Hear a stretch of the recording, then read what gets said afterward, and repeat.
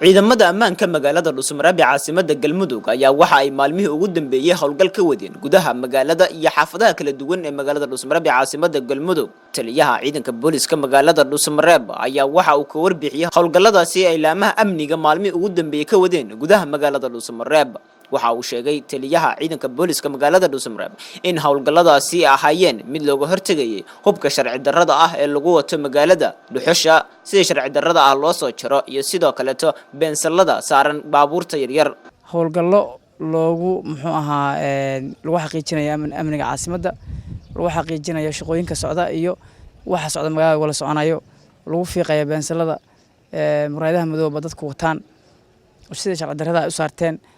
dhammaan runtii shaqo fiican ayaa ka qabsoontay, ciidankuna way ku guuleysteen. waxaan rabaa inaan reer Dhuusamareeb ugu baaqo inay la shaqeeyaan ciidanka amniga si hore ula shaqeey jireenba. ayaguna si amni guud aan u helno inaan si guud u wada shaqeyno, taas baana ka wada shaqeynaa haddii Alla idmo.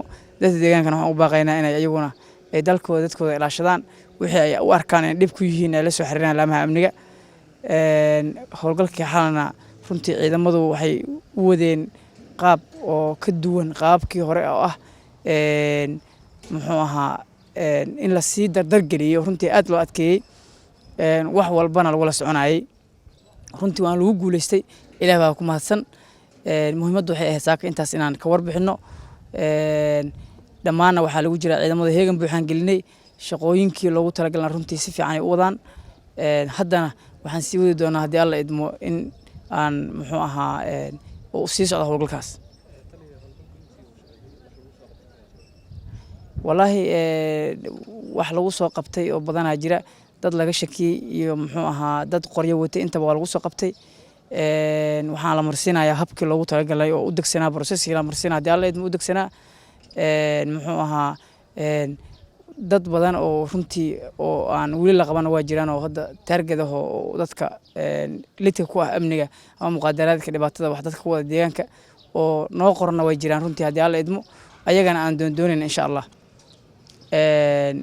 sida guudba oo ciidamadu isha u hayeen waa run. waxyaabaha deegaanka ku ah xaalufinta dhirta la jaro, waxyaabaha ciidamadu la dirayaan kamid yihiin. beensalka ciidamadu waxay la dirayaan kamid yihiin. hubka si sharci darrada magaalada lagu wato oo shaatiga cad iyo qorga la isku watana waxyaabaha dadku la dirayaan kamid yihiin, iyo hub waliba guri yaala intaba. marka si guud ayaan howlgalkaas u saabsanaa. marka dhuxushiina waa lagu qabtay, dad badan oo ciidamo qoray watana waa lagu qabtay.